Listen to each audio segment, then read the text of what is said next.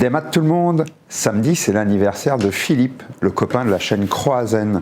Comme il est en train de retaper sa maison, moi je vais m'occuper de loger ses oiseaux. Allez, c'est parti pour la conception.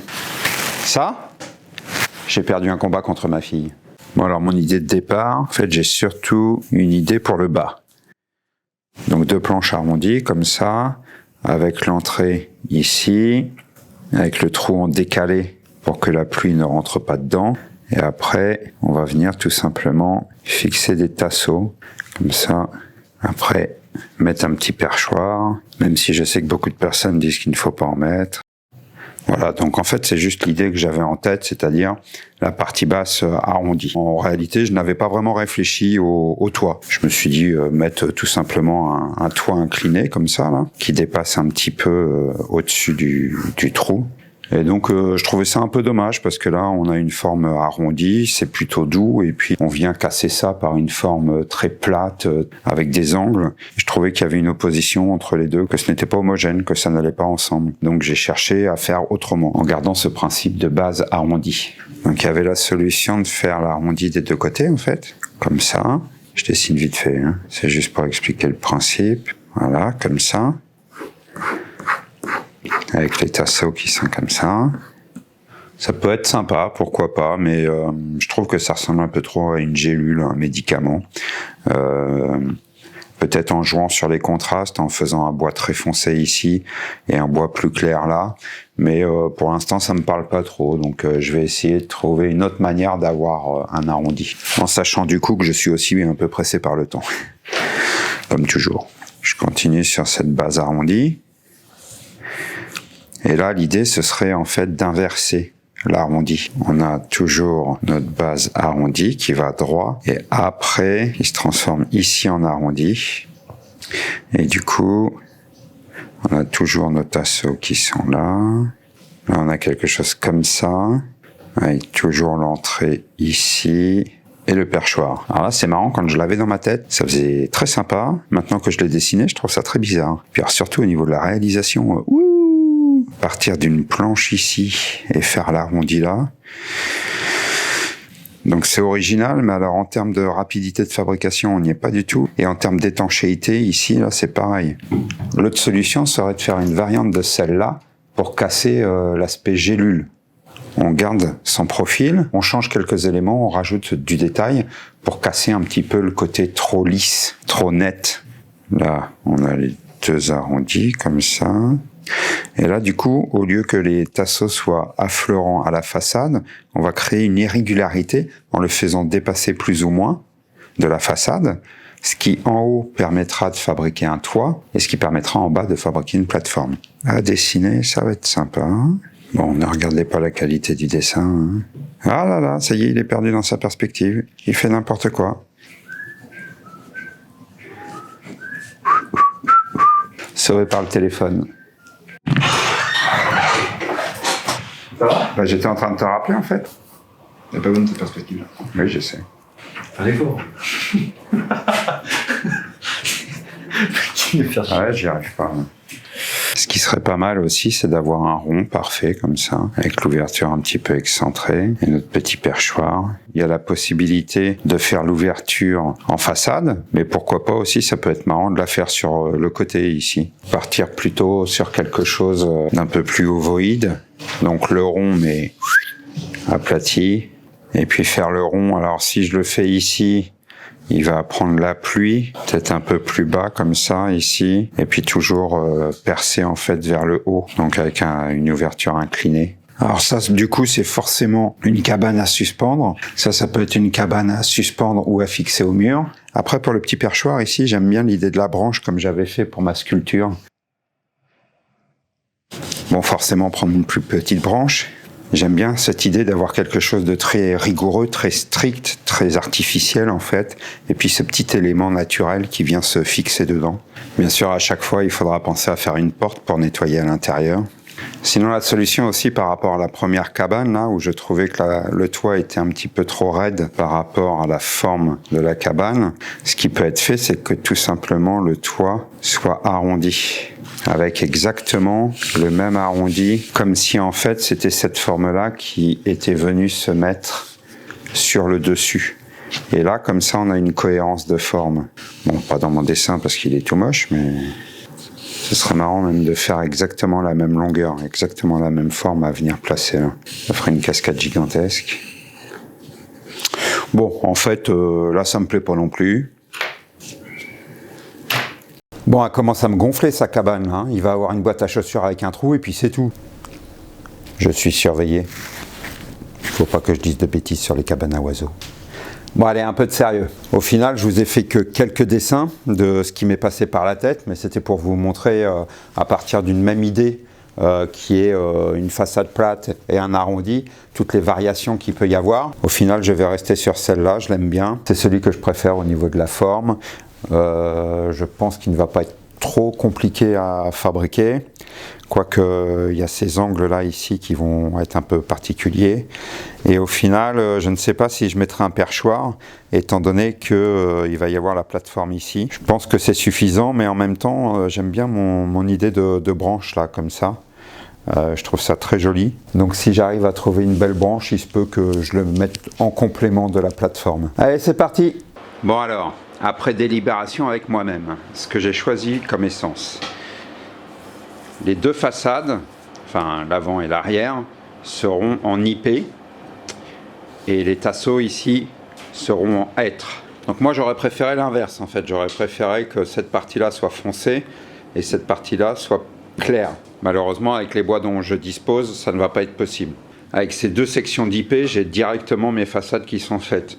Je fais les arrondis, ici je coupe à la scie à ruban et c'est bon, j'ai mes deux façades. L'IP est très résistant, pour l'extérieur ça va être parfait. Là en fait ce sont des chutes de terrasse, de lames de terrasse. Et là le hêtre c'était des intercalaires pour un chargement de bois, donc j'en ai récupéré plein. Donc le hêtre je ne sais pas s'il est résistant pour l'extérieur, ça je verrai avec Philippe, je vais lui laisser brut en fait. Et c'est lui qui verra ce qu'il met comme traitement dessus. Donc ce soir découpe, découpe, découpe et collage.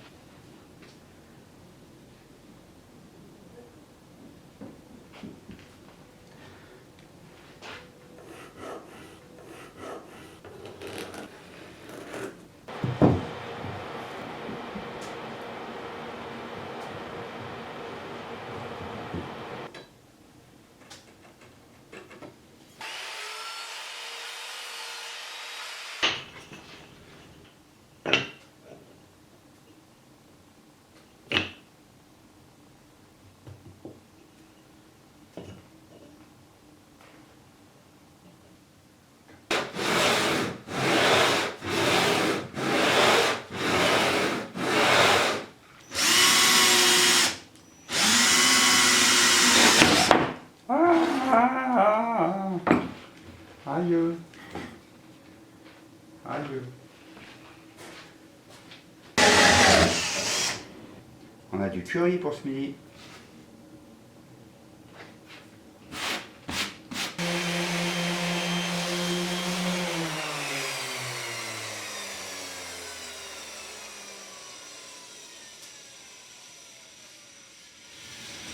Ce qui est bien avec l'IP, c'est qu'on a vraiment l'impression de rien faire.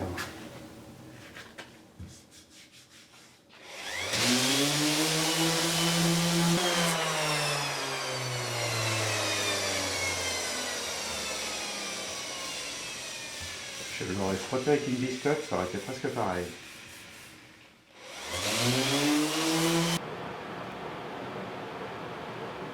Je fais la porte comme ça. Ça va être un peu fragile. Donc je vais tricher. Je fais le trou un peu plus bas. Mais la porte, elle, suivra bien ici. Je ne veux pas percer trop parce que sinon je vais fragiliser ici.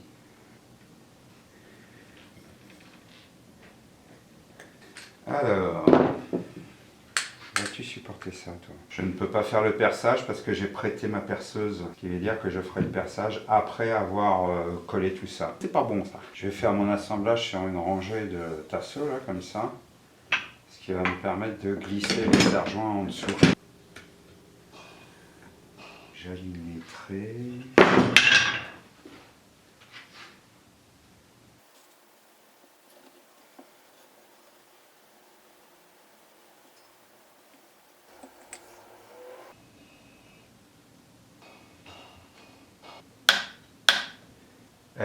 Franchement, à 5 mm près, on est parfait.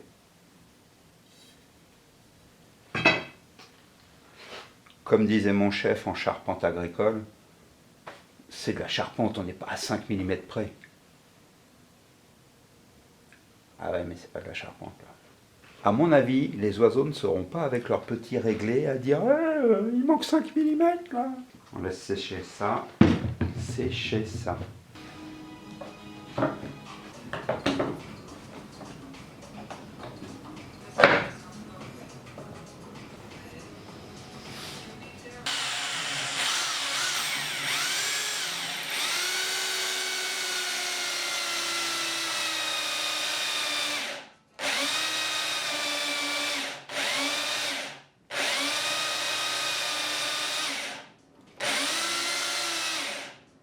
Ah ouais.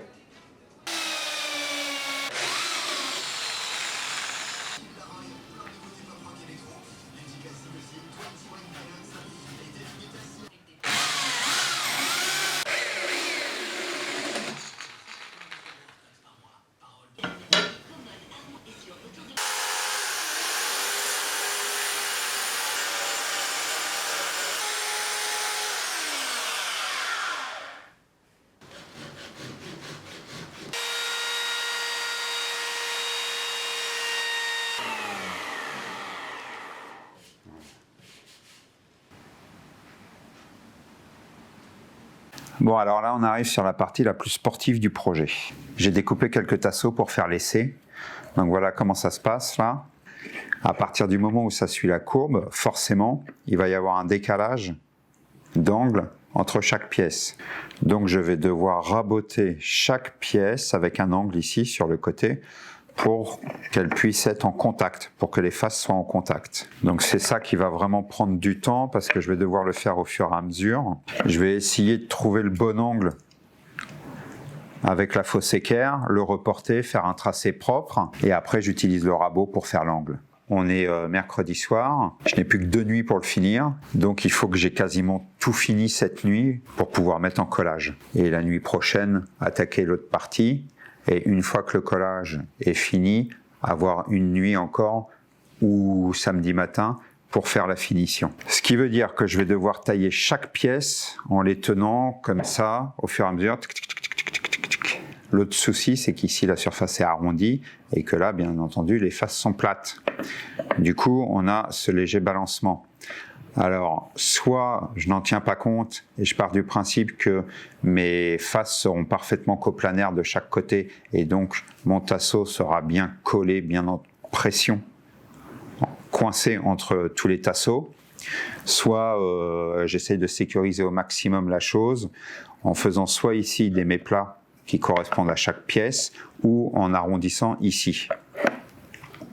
Alors dans le premier cas, faire des méplats ici, je trouve pas ça beau parce que du coup visuellement on va perdre la courbe et après faire l'arrondi sur chaque tasseau ici ça me paraît un peu compliqué. Alors, et donc pour réaliser la coupe en biais ici au rabot, je me suis fabriqué un petit gabarit. Alors c'est pareil, c'est expérimental, est-ce que ça va marcher? Bon, déjà ça va me donner l'occasion d'utiliser ma butée. Si vous n'avez pas vu la fabrication. Alors, comment fonctionne le gabarit? J'ai fait ça avec des chutes de contreplaqué. Donc ici, on a 2 rebords. Et là, j'ai pris une autre chute à laquelle j'ai fait un pan incliné au rabot d'abord, puis à la cale à poncer.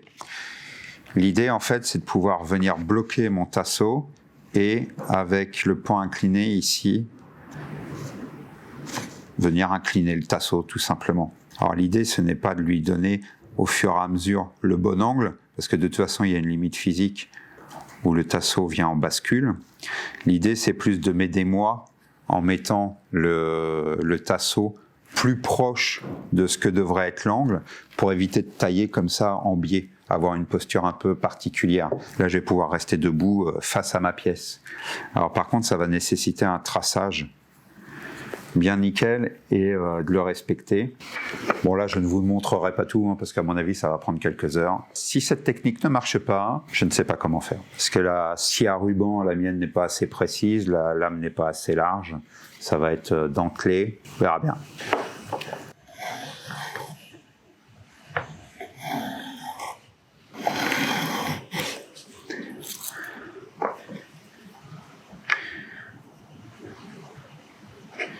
Alors voilà ce que ça donne. Là, je n'ai pas touché à cette face-là. Et ça, c'est celle que j'ai taillée. Et je sais comment je vais faire pour l'arrondi sur les tasseaux. Une petite astuce que j'ai donnée récemment sur les réseaux sociaux. Et j'ai failli oublier de me l'appliquer pour moi. On va voir si ça marchera. On testera ça après. Je fais tout et après on fera l'arrondi. Bon, alors voilà où j'en suis. Bon, alors déjà, beaucoup de copeaux. Et derrière, ça donne ça. Donc c'est beaucoup plus compliqué que ce que je pensais. Je suis vraiment pas un pro du rabot. Et j'ai du mal en fait à garder le bon angle. Je vais vous montrer tout de suite la solution que j'ai trouvée pour avoir l'arrondi sous les tasseaux. Je vais être obligé de l'utiliser tout de suite pour que les pièces soient aux bonnes dimensions en fait. Et là, très clairement, cette nuit, je fais juste un côté. Je ne ferai pas les deux parce que ça prend vraiment beaucoup de temps.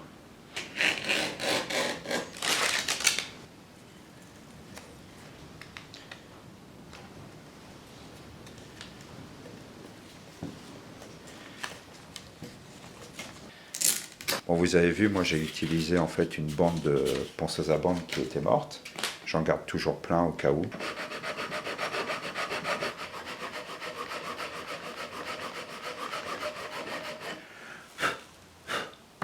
Bon, alors la technique marche parfaitement. Je ne sais pas si ça se voit bien là à l'écran, mais il y a bien un arrondi, ça marche très bien. Au final, hier, je me suis arrêté plus tôt que prévu. Et je suis sur un chantier en ce moment qui est très dur physiquement et le soir, j'ai du mal à faire les mêmes rythmes que d'habitude. On est le deuxième jour des tasseaux et donc je viens de mettre en place ces deux-là. Là. Et maintenant, mon rythme de travail, franchement, est nickel. Là, j'ai bien pris le rythme. C'était la mise en place de la méthodologie de travail qui m'a pris un peu de temps, mais là, c'est bon. Et si on regarde là, l'écart que j'ai pour l'instant ici,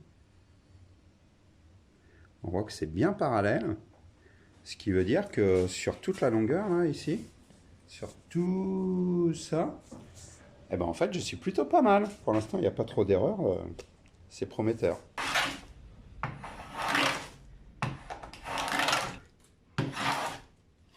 Les températures sont négatives, mais alors moi, je n'ai pas froid. Hein.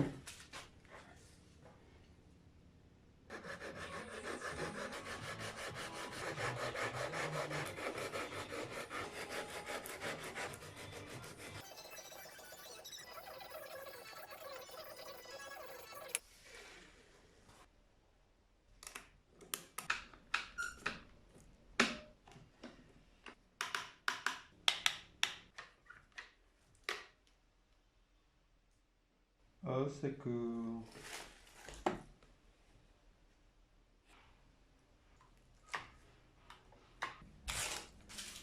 Bon, alors voilà où j'en suis pour l'instant. Donc ça, c'est le bas, hein, puisque l'entrée est inclinée vers le haut pour protéger de la pluie. Je n'ai pas résisté à tester un premier passage à la ponceuse pour voir ce que donnait l'arrondi. Franchement, pour l'instant, j'adore. J'adore le contraste entre les deux essences. Je pense que ce sera accentué avec la finition, avec l'huile qui sera mise dessus. Bon, par contre, le seul défaut qui, moi, m'embête, c'est que, voilà, on voit quand même ici le crénelage. C'est pas parfaitement rond. La technique que j'ai utilisée là, avec le papier de verre et le double face marche parfaitement. Mais en ce moment, je suis crevé. J'ai pas beaucoup de temps. Et là, je dois avouer que le ponçage, ça prenait des heures pour obtenir quelque chose de propre et j'ai un peu abandonné. Et donc là, il me reste que ce soir, cette nuit, pour finir tout le reste. Et je ne me vois pas poncer, j'en ai plein les pattes. En ce moment, je suis sur des chantiers de manœuvres, perforateurs, etc. Je suis crevé, donc je ne me vois pas faire des heures de ponçage. Alors, ce que je vais tenter de faire, c'est fabriquer de la pâte à bois à partir de la sciure des tasseaux là, et de l'utiliser un peu comme du mortier. C'est-à-dire que je vais en mettre entre les deux pièces pendant le collage. Comme la pâte à bois, je la fais avec de la colle à bois, il n'y a pas de raison que ça ne marche pas. Donc là, je vais passer à la partie haute maintenant, je vais faire le dessus là. Et la casquette va être plus longue que celle du bas pour créer vraiment une asymétrie. Ça va être plus intéressant d'avoir un petit promontoire ici et puis une plus grande casquette. Je pense que ça va être très sympa. Et donc pour la poutre, j'avais hésité ici à faire une poutre visible, remarquable, comme j'avais fait pour les deux autres cabanes à oiseaux. Une poutre qui soit plus haute que les autres, ce qui me permettait après de percer sur le côté pour fixer la ficelle. Mais en fait, je veux vraiment que ça reste minimaliste, dans la même forme, dans la même teinte. Donc, je vais vraiment garder ce principe de casquette, d'unité, de prendre les mêmes tasseaux. Sauf sur le tasseau du milieu, ici, je vais venir fixer deux tourillons. Je vais venir percer deux tourillons qui seront coniques, emmanchés par le bas. Comme ça, ils vont résister au poids. Et ces deux tourillons qui dépasseront seront percés sur le côté pour venir fixer les ficelles. Comme ça, je vais rester vraiment dans une forme très minimaliste, ça va être très bien. Et je vais rester dans du hêtre. Pour la porte, je m'étais demandé si je n'allais pas utiliser du châtaignier, mais pareil, comme le châtaignier est un peu jaune, enfin surtout celui que j'ai, il est un peu jaune, ça ferait trois essences derrière. Donc je vais essayer de trouver... Ah si, j'ai peut-être du hêtre là. Ah bah, le même, celui que j'ai utilisé pour ma butée là. J'en ai encore pas mal. Je vais peut-être essayer de tailler dedans ma forme blonde ici. Et puis après, je vais voir si je garde le principe des deux tourillons percés en biais, fixés en biais comme ça, ce qui bloque la porte vers le bas, ce qui la maintient fermée en fait. Et quand on veut l'ouvrir, il suffit de la soulever en diagonale. Un système de fermeture qui est bien pratique. Il n'y a aucun mécanisme. C'est juste par gravité, par coincement que ça fonctionne. J'ai fait ce qu'on va appeler la poutre principale que je placerai ici pile au milieu. Les tourillons ici vont venir à la verticale, là, ils vont être pile dans l'axe des façades. Pourquoi si je les rapproche trop, il va y avoir, ça va accentuer l'effet de balancement, de vrille de la cabane quand elle sera suspendue.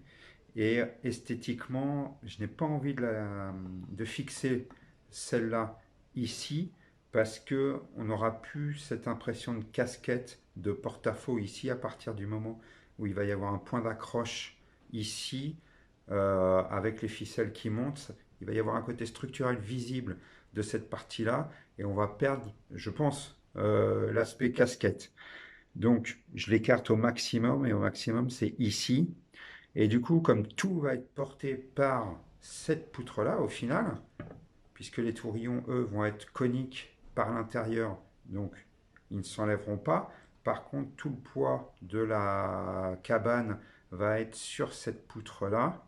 Ce sera la seule pièce qui sera vissée. Je mettrai des petites vis très longues que je viendrai placer légèrement en biais derrière les tourillons. Et comme ça restera discret. La tête sera noyée dedans et chaque vis sera cachée derrière un tourillon. Et comme de toute façon la cabane est suspendue et on la verra plutôt vers le bas, normalement, cette partie-là sera parfaitement invisible.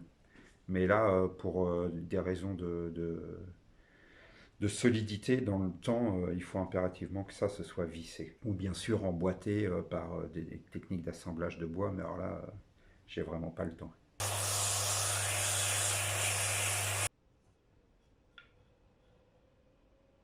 Forêt, il a le diamètre final.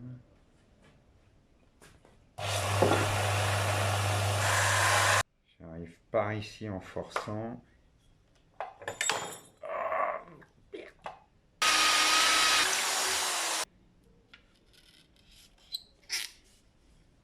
Voilà. Alors bien sûr, si vous voulez faire votre propre cabane avec votre propre style, là les tourillons ils peuvent être de hauteurs différentes, c'est pas grave puisque de toute façon ça va être votre réglage de ficelle qui compte. Donc si vous voulez créer une asymétrie, vous pouvez très bien faire une accroche basse d'un côté et une accroche haute de l'autre côté. Le support compte et en l'occurrence là, les ficelles elles vont faire partie de la cabane. Donc quand vous créez votre cabane qui va être suspendue, il faut tenir compte que visuellement, il va y avoir ces deux ficelles-là qui vont rentrer en ligne de compte dans le visuel de votre cabane. Donc vous pouvez très bien choisir de très grosses ficelles. Si ça rentre dans le style que vous avez choisi, vous pouvez partir du principe que, par exemple, je sais pas, hein, on imagine ici mes tourillons, en fait, je les perce comme ça dans la longueur et ma corde passe avec un nœud ici, elle passe au travers comme ça et vous avez une fluidité un peu dans votre ficelle. Bon, bah, par contre, après, il faudra étanchéifier au niveau du nœud. Si vous voulez donner un style bateau, par exemple, vous pouvez très bien imaginer que les deux ficelles vont représenter les mâts. Donc là, vous prenez des grosses ficelles et juste en mettant les ficelles comme ça, on va avoir l'imagerie du mât. Je prends l'exemple de la mer, tout à fait au hasard. Donc là, j'ai mis la poutre avec le système de pâte à bois et ma foi, ça marche nickel. Bon allez, maintenant j'enchaîne parce que vous me faites perdre du temps là, à tout le temps poser des questions.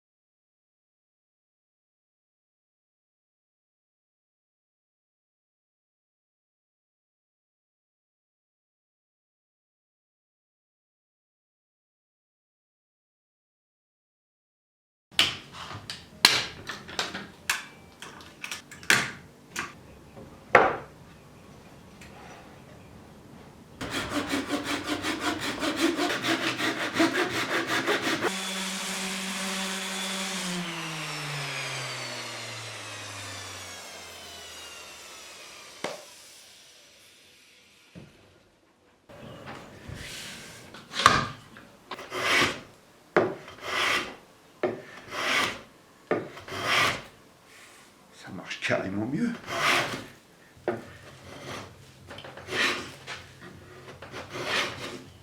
Il y a une montée en gamme dans cet atelier hein, quand même. Les cales sont du bois exotique, du chêne.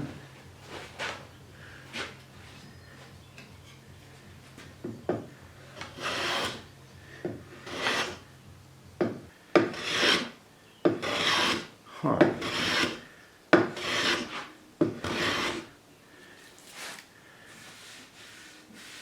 C'est top.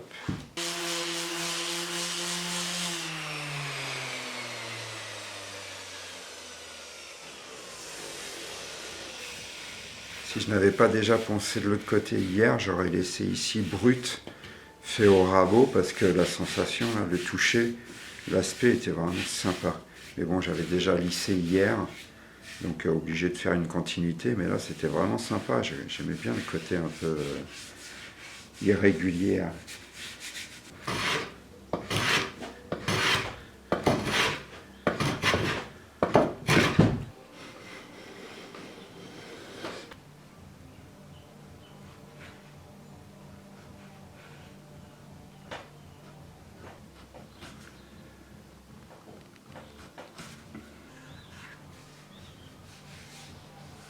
Vous ne trouvez pas que ça ressemble à une baignoire scandinave ?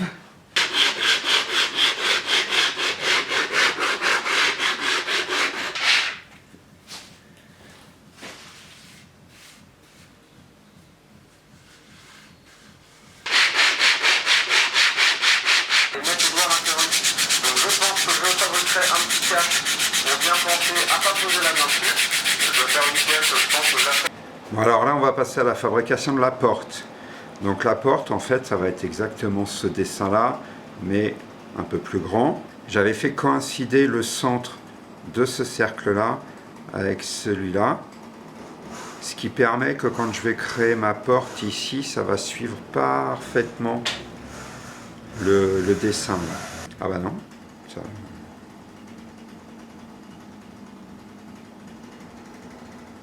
Waouh! Je me suis planté. Non, parce que la largeur ici devrait être la même que là. Bon bah non, en fait, j'ai rien fait coïncider et ça va être au pif comme d'hab. Donc du coup, je pars sur cette ouverture là, plus 2 cm.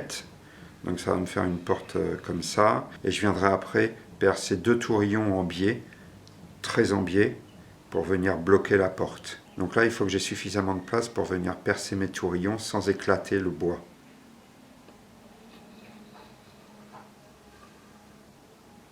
Ah ouais, non, ça va être moche, ça. Qu'est-ce que j'ai fait? C'est bizarre parce que dans ma tête, je l'avais fait de telle manière que ça coïncide, mais en pratique, non. J'ai dû rater une étape, là, quelque part. Parce que là, si je fais une porte comme ça va être moche. Qu'est-ce que j'ai fait encore? Bon, ben... Non, je sais, on va faire l'inverse. On va se baser sur l'extérieur, ici, pour faire cette porte-là. De toute façon, le trou ici, on s'en moque puisqu'il sera caché par la porte. Donc il vaut mieux en fait que je me base sur cette forme-là pour réaliser la porte, parce que quand la porte sera positionnée, c'est elle qu'on verra et c'est elle qui réagira avec les 2 motifs ici. Donc il vaut mieux plutôt que je fasse genre quelque chose comme ça.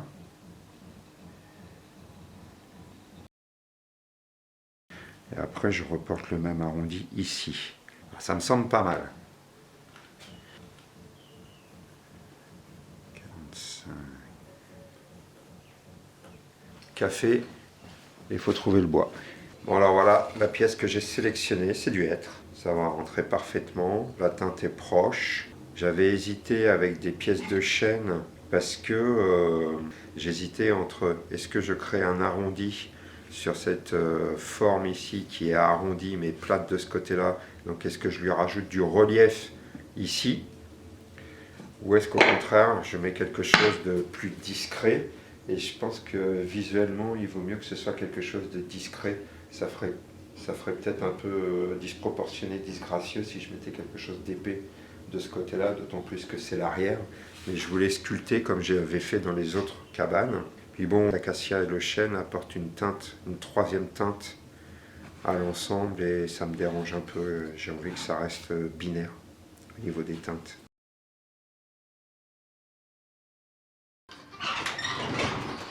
Tu m'as fait peur. Bah alors, tu devais pas te réveiller tôt, toi? Regarde, il est tôt. Il est quelle heure? J'en sais rien, il est 9h ou un truc comme ça. T'as déjeuné, non? Pas encore? Bah non, pas encore. Bah si, je devais me lever tôt. Puis... Et il va être 10h. Oh, j'ai dormi. Moi je suis arrivé à 7h. Hein. Ah, j'ai dû me réveiller, mais j'ai pas de... J'avais plus de batterie sur mon portable et j'ai oublié mon chargeur au taf.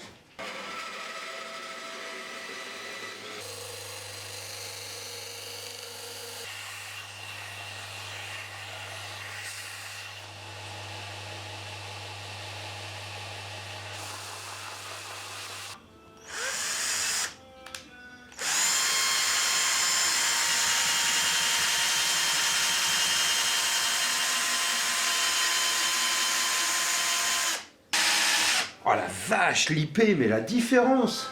L'intensité, Dès que j'arrive dedans, j'ai l'impression d'être dans du béton.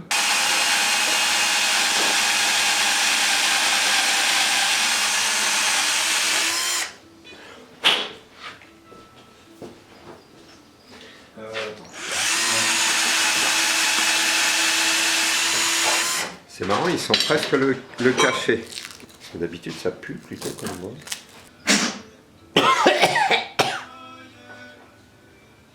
Ouais, dès le matin. Bon bah écoute, c'est parfait. Bon, ça va. Ouais, à plus. Moi je vais courir parce que du coup, Oui, tu attends. je suis en retard comme d'hab. On se capte? Tu me dis quand ça passe. Ouais, ça marche. Appelle-moi directement. Ciao. Je suis à la bourre. Je suis complètement à la bourre.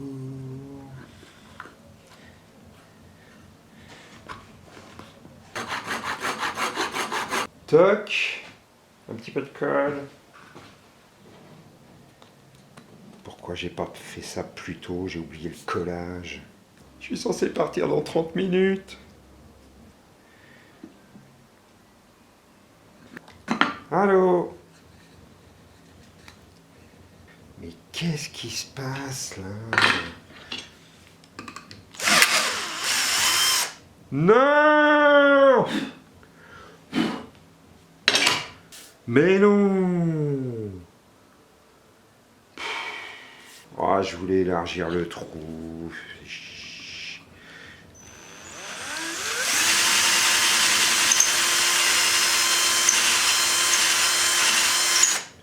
Ah, la bêtise de dernière minute. Ah, la bêtise de dernière minute. Fallait que ça arrive. Fallait que ça arrive, fallait que ça arrive. Ça...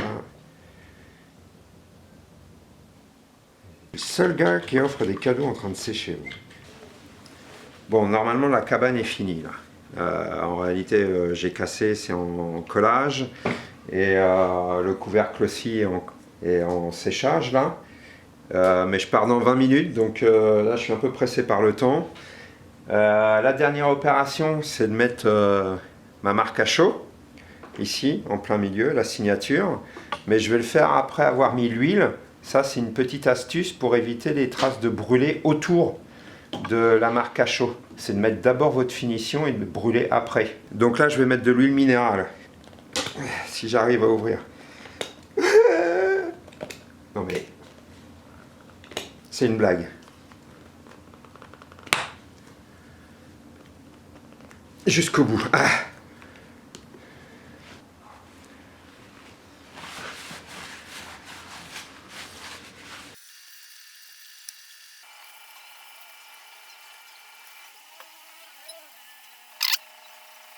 Donc bien au milieu, bien horizontal. Je suis dans le bon sens. C'est le haut. C'est bon. Petite signature ici.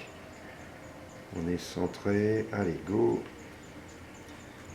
Bon, alors là, on ne le voit pas trop parce qu'on est sur de l'IP, c'est assez sombre. Mais je peux vous assurer que cette technique de mettre d'abord la finition et après de mettre la marque à chaud, ça marche nickel. Vous n'avez pas du tout le côté jaune brûlé autour de la marque à chaud.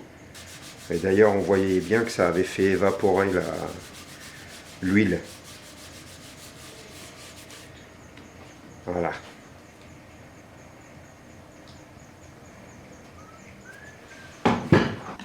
Et voilà le résultat final. Tout simplement par emboîtement comme ça, hop, ça vient se mettre en place. Et du coup, quand elle est levée, ça ne tombe pas. C'est un petit système de fermeture mécanique là qui est vraiment génial et qui ne demande pas beaucoup de technique. Allez, c'est parti pour la séance photo. Je devrais déjà être chez Philippe. Alors j'ai choisi cette manière de mettre la ficelle aussi parce que après fabrication, je me suis rendu compte que les tourillons étaient un peu petits par rapport au volume de la cabane. Et je me suis dit que si on mettait un nœud ici pour tenir chaque ficelle, peut-être que ça ferait quelque chose de gros sur un truc petit, sur quelque chose de gros. Et esthétiquement, je ne sais pas, je trouvais ça un peu disproportionné. Je me suis dit, en rajoutant cette ficelle ici, on a quelque chose qui rentre presque dans la structure de la cabane, qui devient comme faisant partie de la structure. Et du coup, plutôt que d'avoir juste deux tourillons comme ça, on a le tourillon plus cette ligne-là. Et peut-être que ça renforce un peu plus ces deux petits tourillons que je trouvais un peu perdus sur le toit de la cabane. En plus, une fois que les deux ficelles seront fixées comme ça va permettre de régler en coulissant la cabane dessus. Allez, c'est parti.